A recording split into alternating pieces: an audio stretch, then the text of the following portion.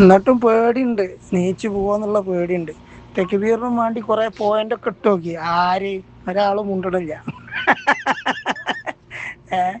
ആര് അബ്ദുസമ്മ പൂക്കോട്ടൂരെ തെക്കുബീറിനുള്ള മുമ്പത്തെ അത് ഇങ്ങോട്ട് കിട്ടി മൂപ്പർക്ക്. ആ മുമ്പുള്ള ആളുകൾ ഇങ്ങോട്ട് കണ്ടപ്പോ ആളുകളുണ്ട് തെക്കുബീറല്ലാണ്.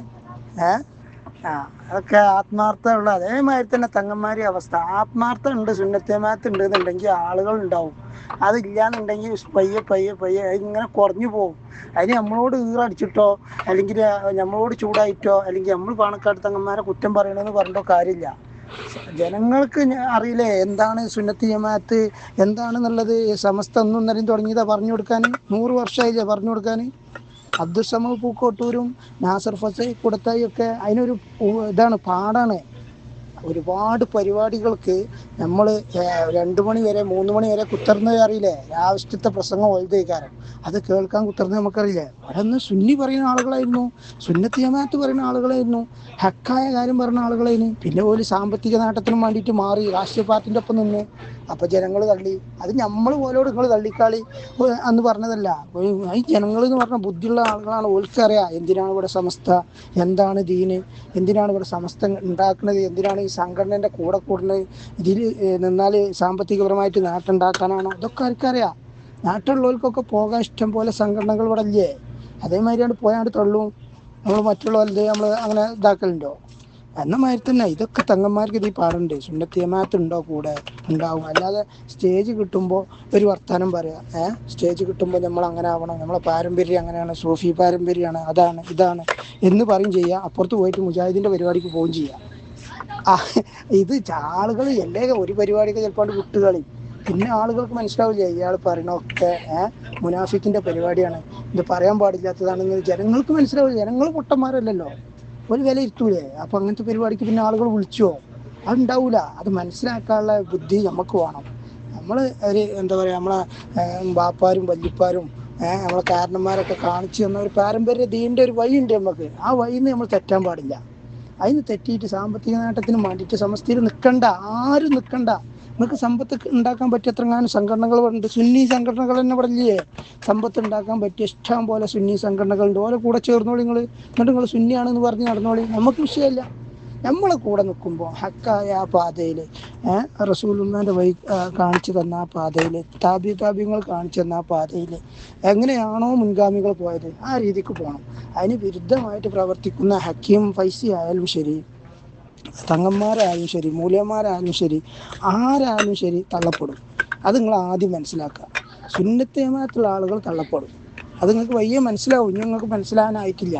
നിങ്ങളിപ്പോഴും ആ മുൻഗാമികളിരുന്ന ആദരവിൻ്റെ ബഹുമാനത്തിൻ്റെ ബലത്തിലാണ് ഇപ്പോൾ നിങ്ങൾ പോയിക്കൊണ്ടിരിക്കുന്നത്. അത് നിങ്ങൾക്ക് വയ്യ മനസ്സിലാവും. അതല്ല, ഞങ്ങളെ വഴി തെറ്റിയിട്ടുണ്ട്, ഇങ്ങനെയല്ല പോകേണ്ടത് എന്ന് നിങ്ങളെ കണ്ടുകാണ്ട് ഫോളോ ചെയ്യുന്ന ഒരുപാട് ആളുകൾ ഇവിടെ ഉണ്ട്. നിങ്ങളോട് പല വട്ടണ്ട് പറഞ്ഞു തരുന്നത്. ഈ എന്താ പറയാ ഈ വാഫികളായ ആളുകളും ഉദവികളായ ആളുകളും അതൊന്നും ഒക്കെ പ്രശ്നമല്ല.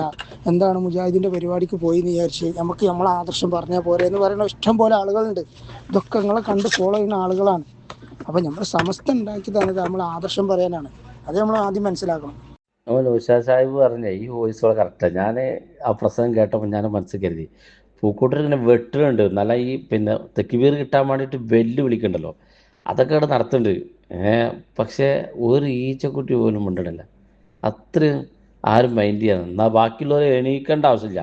പേര് വിളിക്കണ മുമ്പ് തെക്കുബീർ തുടങ്ങിയത്. ചിന്തിക്കുന്നവർക്ക് ദൃഷ്ടാന്തം ഉണ്ട് എന്ന് പറഞ്ഞതാണ്. ഇബ്രാഹിം, ഇന്നലത്തെ പരിപാടി എനിക്ക് എന്താ മനസ്സിലായത്? നിങ്ങൾ തന്നെ ഈ സ്ഥാനമൊക്കെ ഏറ്റെടുത്തുകൊണ്ട് കൊണ്ടു നടക്കണം എന്ന് പറഞ്ഞുകൊണ്ട് സാദിഖ് അലി തങ്ങൾ ആ രാജകീയ ആ തറവാടിൻ്റെ ഇതുണ്ടല്ലോ, മുഹമ്മദ് അലി ഷിഹാബ് തങ്ങളും ഹൈദരലി തങ്ങളും ഉമർ അലി തങ്ങളൊക്കെ കൊണ്ടു നടന്നതിന് ആ പട്ടെടുത്തുകൊണ്ട് ജിഫ്രി തങ്ങളെ തലയിലാണ്ട് വെച്ചു കൊടുത്ത്. അത് കണ്ടില്ലേ ജി? ആ തലയിൽ വെച്ചു കൊടുക്കണ കണ്ടില്ലേ? അതാണ് ആ മെസ്സേജാണ് അവിടെ കൊടുത്തത്. മനസ്സിലായോ? ഇന്നലെ അവിടെ പ്രഖ്യാപനം പോലെ അവിടെ നടത്തിയുടെ ആ പ്രവൃത്തി നമുക്കതാണ് മനസ്സിലായത്. ആ തലയെ കിട്ടാണ്ട് ഏൽപ്പിച്ചാണ്ട് കൊടുത്ത് ജിഫ്രി തങ്ങളെ തലയിൽ. നിങ്ങൾ സുന്നത്ത് ജമാഅത്ത് നിങ്ങൾ നോക്കിക്കോളി, മുസ്ലിം ലീഗ് ഞങ്ങൾ നോക്കിക്കോളാം, ഞങ്ങളെ തറവാട് മുസ്ലിം ലീഗ് രാഷ്ട്രീയ പാർട്ടി അങ്ങനെ ഞങ്ങൾ പോയിക്കോളാം, നിങ്ങൾ സുന്നത്ത് ജമാഅത്തുമായിട്ട് നിങ്ങൾ പോയിക്കോളി പറഞ്ഞാണ്ട് ആ തലപ്പാവ് അണീക്കലോട് കൂടി അവിടെ പൂർത്തിയായി. പിന്നെ ആ തക്ബീർ വിളികൾ കേട്ടപ്പോൾ ഇബ്രാഹിമിന് മനസ്സിലായില്ലേ, സുന്നത്ത് ജമാഅത്തിൻ്റെ മക്കൾ സയ്യിദ് ഉമ്മൻ്റെ പേര് കേൾക്കുമ്പോഴത്തേന് തക്ബീറല്ലേ ഇത്. കേട്ടെ, അത് ശ്രദ്ധിച്ചില്ലേ? അതെന്തുകൊണ്ടാണ്? ജമാഅത്തെ ഇസ്ലാമിൻ്റെ പരിപാടിക്കും മുജാഹിദിൻ്റെ പരിപാടിക്കും ഒക്കെ പോയിക്കുകയാണെങ്കിൽ അബ്ദുസ്സമദ് പൂക്കോട്ടൂരിനും നാസർ ഫൈസി കൂടത്തായിക്കും ഒക്കെ വേദി നഷ്ടപ്പെട്ട മാതിരി നിങ്ങളെയും ഇതേമാതിരി സുന്നത്ത് ജമാഅത്തിൻ്റെ ആളുകൾ മാറ്റി നിർത്തപ്പെടുന്നുള്ള ഒരു സൂചനയാണ്. പെട്ടെന്ന് മനസ്സിലായിട്ടുണ്ടാവും. അതാണ് തക്ബീർ കൊണ്ടുള്ള മറുപടിയാണ് ഇന്നലെ. അടിപൊളിയായിക്കാണ് സംഭവം. സുന്നത്ത് ജമാഅത്തിൻ്റെ എല്ലാ കാര്യങ്ങളും ജഫ്രി തങ്ങളെ സ്വാദിഖലി തങ്ങളെ നല്ലാണ്ട് ഏൽപ്പിച്ച് തലയിൽ ഇത് വെച്ച് കൊടുത്തുകൊണ്ട് കിരീടം വെച്ച് കൊടുത്തുകൊണ്ട് അത് ഏറ്റെടുത്ത് സാളിട്ടുകൊണ്ട് ജഫ്രി തങ്ങൾ രാഷ്ട്രീയത്തിൽ നിങ്ങൾ നോക്കിക്കോളി പറഞ്ഞാണ്ട് ഏൽപ്പിച്ചു. ഇനി സമസ്തയിൽ രാഷ്ട്രീയം ഉണ്ടോ എന്ന് പറഞ്ഞ് വരാൻ നിൽക്കണ്ട. സുന്നത്ത് ജമാഅത്തായിട്ട് സുന്നത്ത് ജമാഅത്തിൻ്റെ മക്കൾ പോവും, രാഷ്ട്രീയമായിട്ട് നിങ്ങളും പോവാം കേട്ടോ.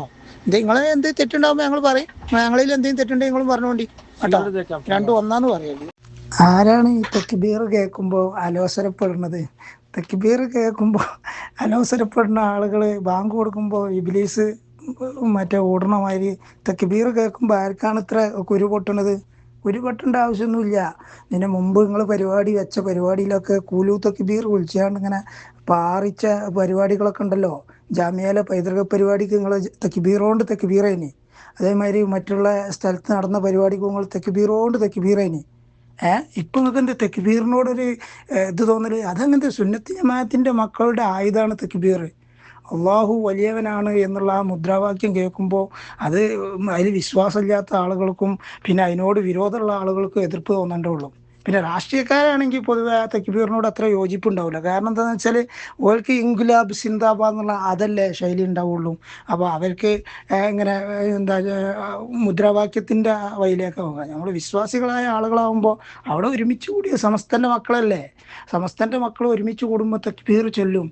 നല്ല നല്ല വചനങ്ങൾ കേൾക്കുമ്പോൾ, നല്ല നല്ല പണ്ഡിതന്മാർ പ്രസംഗിക്കുമ്പോൾ ആ തക്ബീർ കേൾക്കുമ്പോൾ കുരു പൊട്ടേണ്ട ഒരാവശ്യമില്ല. പിന്നെ ഈ തക്ബീറിനെ വിമർശിക്കുന്ന ആളുകൾ പോലും മുമ്പ് പല പരിപാടിയിലും തക്ബീർ വിളിച്ച ആളുകളാണ്. വ്യക്തമായ തെളിവുകൾ നമ്മളെടുത്തുള്ളതാണ്.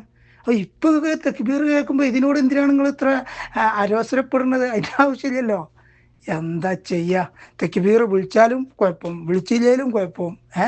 എന്താണ് നിങ്ങളെ പ്രശ്നം? എന്താണ് അത് ഇങ്ങോട്ട് പറയും. എന്താണ് നിങ്ങളെ കുഴപ്പം? നിങ്ങൾ കുത്തിത്തിരിപ്പ് ഉണ്ടാക്കാനായിട്ട് നടക്കുക. അപ്പോൾ നന്നായിട്ട് വന്നതാണെന്ന് വിചാരിച്ചു ഞങ്ങൾ. ഇനിയിപ്പോൾ പ്രശ്നങ്ങളൊക്കെ പറഞ്ഞ് തീർത്ത് ഞങ്ങളെ പരിപാടിയിലൊക്കെ പങ്കെടുപ്പിച്ച് നിങ്ങളൊക്കെ നന്നായി എന്ന് ഞങ്ങൾ വിചാരിച്ചാണ്. കുത്തിത്തിരിപ്പ് ഉണ്ടാക്കാനാണ് വന്നതെന്നുള്ളത് ഞങ്ങൾക്ക് ഇപ്പോഴാണ് മനസ്സിലായത്. തക്ബീറുകൾ ഇനി ഖിയാമത്ത് നാൾ വരെ ഉണ്ടാവും, അത് വിളിച്ചുകൊണ്ടേയിരിക്കും. തക്ബീർ വിളിക്കുമ്പോൾ നിങ്ങൾ അരോസരപ്പെട്ടിട്ട് അത് ടെൻഷൻ അടിച്ചിട്ട് കാര്യമില്ല. നിങ്ങളും അതേമാതിരി സുന്നത്ത് ജമാഅത്ത് പറഞ്ഞു നോക്കിയാണ്. നമുക്ക് തക്ബീറല്ലേ. നമ്മളൊക്കെ എത്ര അബ്ദുസ്സമദ് പൂക്കോട്ടൂരിനും നാസർ ഫൈസി കൂടത്തായിക്കൊക്കെ തക്ബീർ വിളിച്ചാണ് തക്ബീറിൻ്റെ ധ്വനികൾ ഉയർത്തിയ ആളുകളല്ലേ നമ്മൾ. ഇപ്പം അവർ പറയുമ്പോൾ നമ്മൾ തക്ബീർ ചെല്ലാത്ത എന്തുകൊണ്ടാണ്? അവരുടെ ഉള്ളിൽ കാപ്പിട്ടിയുണ്ട്, അവരുടെ ഉള്ളിൽ വേറെ ഒന്ന് വെച്ചാണ് പുറത്തൊന്ന് സംസാരിക്കുകയാണ്. അവരെന്നല്ല, അങ്ങനത്തെ പലരും ഉള്ളിൽ ഒന്ന് വെച്ചിട്ട് പുറത്തൊന്ന് സംസാരിക്കുന്നവർക്ക് തക്ബീർ വിളിക്കാൻ ഈമാനുള്ളവനക്കും അത് മനസ്സിലായവനക്കും കഴിയൂല. അതിനെ നമ്മളെ കുറ്റപ്പെടുത്തിയിട്ട് കാര്യമില്ല. മനസ്സിലായോ? തക്ബീർ എന്നുള്ള ആ മുഴങ്ങണമെങ്കിൽ ആ ഉള്ളിൽ നിന്നുള്ള ദീനിൻ്റെ ആ പ്രഭ ഇങ്ങോട്ട് പുറത്തേക്കോട്ട് വരണം. അപ്പം നമ്മൾ തക്ബീർ വിളിച്ചു, അപ്പം നമ്മൾ തക്ബീർ ഇങ്ങനെ ഓട്ടോമാറ്റിക്കലി വരും. അതാണ്. അല്ലാതെ നമ്മൾ ഒരു പ്രസംഗവേദി കിട്ടിയിട്ട് തക്ബീർ ചെല്ലാനും വേണ്ടിയിട്ട് കുറേ ഇങ്ങനെ പോയിന്റുകൾ പറഞ്ഞു വിചാരിച്ചു ആരും തക്ബീർ ചെല്ലൂല. ആ പറയുന്ന വ്യക്തിയെ ഒന്ന് മനസ്സിലാക്കും ഇപ്പം പറയുന്നതിൽ വല്ല ആത്മാർത്ഥത ഉണ്ടോയെന്ന്.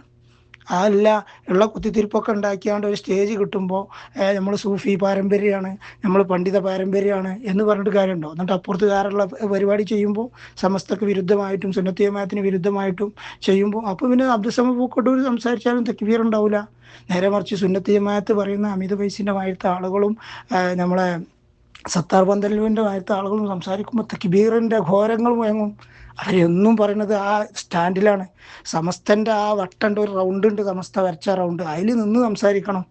ആത്മീയത ആയാലും തരീഖത്തായാലും രാഷ്ട്രീയമായാലും അതിനൊരു റൗണ്ട് ഇട്ട് വെച്ചിട്ടുണ്ട് സയ്യിദ് ജിഫ്രി മുത്തുക്കോയത്തങ്ങൾ.